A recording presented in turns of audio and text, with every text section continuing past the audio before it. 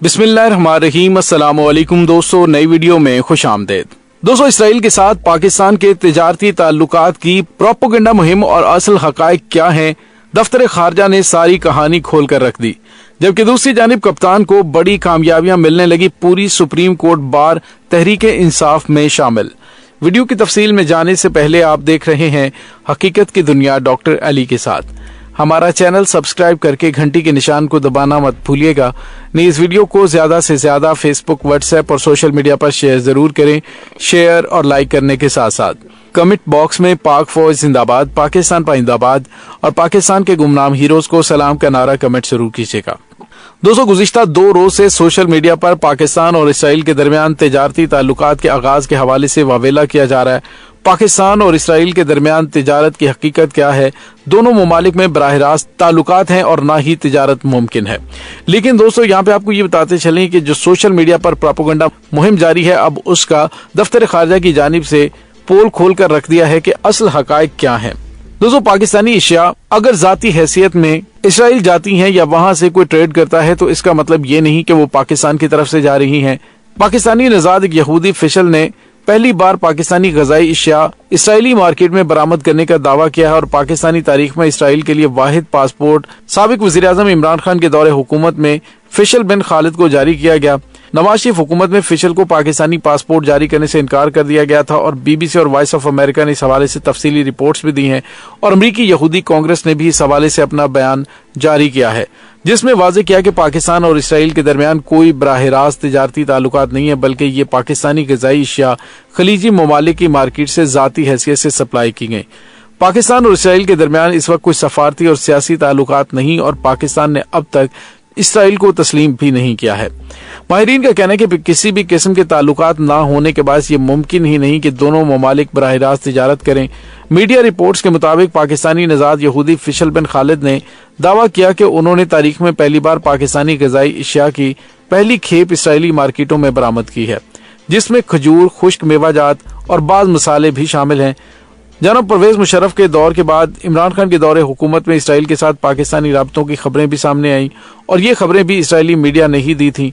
गुज़िश्ता 75 बरसों में ये पहला वाक़या है कि साबिक वज़ीर आज़म के दौरे हुकूमत में इसराइल के लिए इसी फिशल बिन खालिद को पहला पासपोर्ट जारी किया गया। उन्हें 2016 में उस वक्त के नवाज हुकूमत से दरखास्त की थी कि उन्हें बतौर यहूदी पाकिस्तान का पासपोर्ट जारी किया जाए, लेकिन उस वक्त की हुकूमत ने फैसला नहीं किया था और फिर इमरान खान हुकूमत ने 2019 में उन्हें बतौर यहूदी पासपोर्ट जारी किया और पाकिस्तानी पासपोर्ट को इसराइल जाने के लिए बाकायदा वैलिड करार दिया, जिसके तहत वो इसराइल भी जा चुके हैं। दोस्तों, गुज़िश्ता साल इमरान खान के दौरे हुकूमत में बाज़ पाकिस्तानी नजाद शहरियों ने इसराइल का दौरा किया और इस दौरे के शुरका ने इसराइली सदर से मुलाकात के अलावा इसराइली पार्लियामेंट का भी दौरा किया था। सोशल मीडिया सारिफीन इस पर रद्द-ए-अमल में कहते हैं कि पाकिस्तानी यहूदी जिसको इमरान खान ने यहूदी रजिस्टर करके फिर कानूनी तौर पर उसको पासपोर्ट जारी करके इसराइल भेजा था, वो शख्स दुबई से इसराइल के साथ जाती तौर पर तिजारत कर रहा है। इमरान खान के दौर में 9 नवंबर 2018 में इसराइली सहाफ़ी ने सबूत के साथ ट्वीट किया था कि तेल अवीव से पाकिस्तान जहाज आया और नवंबर 2020 में इसराइली मीडिया ने ही ये खबर भी दी थी कि इमरान खान के साथी जुल्फी बुखारी ने इसराइल का दौरा किया है। उस रिपोर्ट के बाद जुल्फी बुखारी ने उसकी तरदीद की थी, लेकिन फिशल बिन खालिद ने अपने सोशल मीडिया अकाउंट पर इन ग़िज़ाई अशिया की तस्वीरें भी और तफसीलात भी शेयर की। दोस्तों, यहाँ पे आपको ये बताते चलें कि फिशल बिन खालिद का ताल्लुक कराची से है। उन्होंने कहा कि इसराइली ताजरों से दुबई और जर्मनी में ग़िज़ाई अशिया की नुमाइशों पर कई बार मुलाकातें की और उन्हें उनकी खरीदारी पर कायल किया। इब्तदाई तौर पर खुश्क मेवाजात और मसाले भिजवाए हैं जो यरूशलेम और हीफा के बाजारों में फरोख्त हो रहे हैं। अमरीकी यहूदी कांग्रेस का कहना है कि पाकिस्तानी अशिया दुबई में एक फेस्टिवल में नुमाइश के दौरान मौजूद थी, जिससे इसराइली और पाकिस्तानी ताजरों ने मुआहदों और डील को कामयाब होने में मदद की और पाकिस्तानी अशिया बजरिया तुर्की और मुत्तहिदा अरब अमारात के जरिए इसराइल भेजी जा सकी। पाकिस्तान तहरीक इंसाफ के रहनुमा अली मोहम्मद खान ने कहा कि कल से इसराइल के साथ तिजारती ताल्लुकात के हवाले से खबरों की वज़ीर आज़म शहबाज शरीफ बिलखसूस फजलुर रहमान साहब वजाहत दें। इसराइल को तस्लीम करना और ताल्लुकात कायम करना इस पर बानी पाकिस्तान के मौक़िफ़ की खिलाफ वर्जी है और मसला फ़लस्तीन का हल और मस्जिद अक्सा की आज़ादी तक इसकी कोई गुंजाइश नहीं है। पीटीआई रहनुमा बाबर अवान ने भी प्रेस कॉन्फ्रेंस में हुकूमत को तनकीद का निशाना बनाया और रिपोर्ट्स के मुताबिक पाकिस्तानी और इसराइली हुकाम के दरमियान बातचीत की क्या सराहियां भी सामने आती रहीं। तस्दीक दोनों जानिब से कभी नहीं की गई। माजी में पाकिस्तानी हुकाम पर खुफिया तौर पर इसराइल से रवाबित का इल्जाम भी लगाया जाता रहा। पाकिस्तान में इसराइल से मुतल्लिक ताल्लुकात में बेहतरी पैदा करने की तजावीज़ साबिक सदर मरहूम जनरल परवेज मुशर्रफ के दौर में सामने आई थी। امریکی یہودی کانگریس کے بیان کے مطابق 2005 میں جنرل پرویز مشرف کے دور حکومت میں پاکستان اور اسرائیل کے درمیان سفارتی اور اقتصادی پیش رفت ہوئی تھی۔ 18 سال قبل اس اقدام کی بدولت پاکستان اور اسرائیل کے درمیان تجارت پر قدغن لگانے والے لائسنس ختم کر دیے گئے تھے، اور 12 ستمبر 2005 کو اسرائیلی حکومت نے اعلان کیا تھا کہ اسرائیلی تاجر برادری کے لیے پاکستان سے اشیاء کی درآمد لائسنس کو ختم کر دیا گیا ہے۔ یہ اقدام اسرائیل کے اس وقت کے نائب وزیر اعظم اور وزیر خارجہ سیفلان شالوم اور پاکستان کے وزیر خارجہ خورشید قصوری کے درمیان 1 ستمبر 2005 کو ہونے والی ملاقات کے بعد ہوئے تھے۔ دونوں ممالک کے درمیان یہ پہلا اعلانیہ سیاسی رابطہ تھا۔ اور دوستو یہاں پہ آپ کو یہ بتاتے چلیں کہ اب ان خبروں کے حوالے سے جو کہ سوشل میڈیا پر جاری ہیں، اس حوالے سے دفتر خارجہ کے ترجمان کی جانب سے بھی موقف آ گیا ہے۔ دفتر خارجہ کے ترجمان نے کہا کہ پاکستان کے اسرائیل کے ساتھ کوئی سفارتی یا تجارتی تعلقات نہیں، پاکستان کی اسرائیل سے متعلق پالیسی میں کوئی تبدیلی نہیں آئی۔ پاکستانی مصنوعات کی اسرائیلی مارکیٹ میں فروخت کی خبروں پر دفتر خارجہ نے رد عمل دیتے ہوئے کہا کہ اسرائیلی مارکیٹس میں پاکستانی مصنوعات کی فروخت سے متعلق خبروں پر تبصرے کے لیے وزارت تجارت سے رابطہ کریں، اور وہ حقیقت جیسے آپ کو میں نے بتا دی کہ کس طرح سے پاکستانی مصنوعات اسرائیلی مارکیٹ میں پہنچی۔ دوستو حالیہ برسوں میں ویسے اسرائیل نے ایشیا کے متعدد ممالک کے ساتھ اپنے سفارتی تعلقات استوار کرنے پر توجہ دی ہے، جن میں بھارت اور چین جیسی بڑی منڈیاں بھی شامل ہیں۔ معاشی ماہرین کا کہنا ہے کہ گزشتہ چند برسوں میں اسرائیل کے کئی مسلم ممالک کے ساتھ تجارتی حجم میں کئی گنا اضافہ ہوا ہے۔ خاص طور پر اسرائیل، متحدہ عرب امارات اور بحرین کے درمیان امریکی سازی میں ہونے والے سیاسی معاہدے پر دستخط کے بعد ان تعلقات میں مزید گرم جوشی دیکھی جا رہی ہے۔ سابق سفیر آصف درانی کے مطابق 57 اسلامی ممالک میں 36 کے اسرائیل کے ساتھ اچھے سفارتی تعلقات قائم ہیں، اور بی بی سی کے مطابق فشل کا تعلق پاکستان کی کوشر فوڈ انڈسٹری سے ہے۔ کوشر فوڈ یہودی مذہب کے عقائد کے مطابق تیار کردہ خوراک کو کہا جاتا ہے۔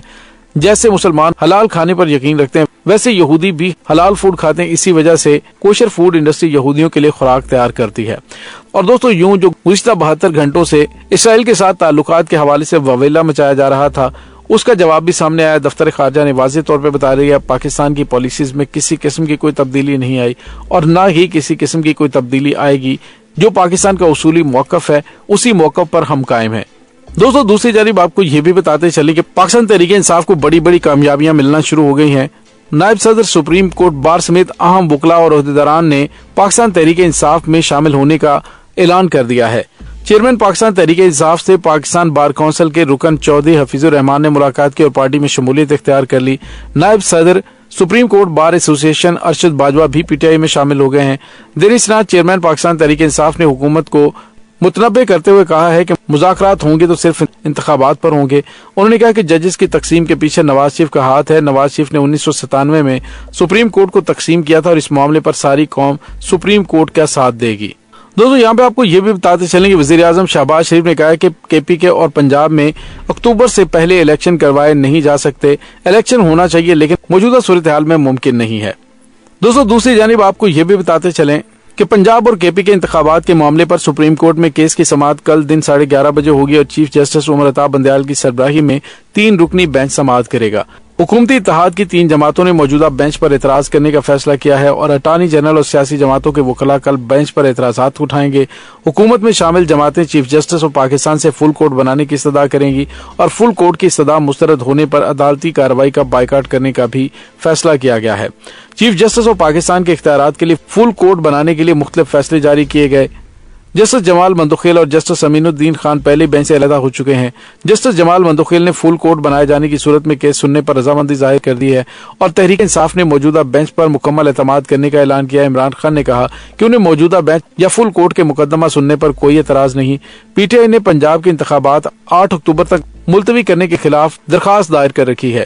تو دوستو کل سپریم کورٹ آف پاکستان کی جانب سے ممکنہ طور پر ایک بڑا فیصلہ دیا جائے گا، تاریخ ساز ہوگا، اور اگر عدلیہ پر حملہ کرنے کی ایک بار پھر نون لیگ کی جانب سے کوشش کی گئی تو پاکستان تحریک انصاف وکلاء برادری کو، قانون سازوں کو اور دیگر سیاسی جماعتوں کو ساتھ ملا چکے ہیں، تو پھر موجودہ وزیر اعظم شہباز شریف پر عدالتی احکامات نہ ماننے پر انہیں نااہل بھی کیا جا سکتا ہے اور حکومت کو ختم کرنے کا اعلان ہو سکتا ہے۔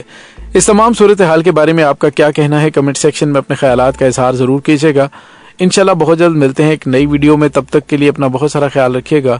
پاک فوج زندہ باد، پاکستان پائندہ باد، پاکستان کے گمنام ہیروز کو سلام، اللہ وارث۔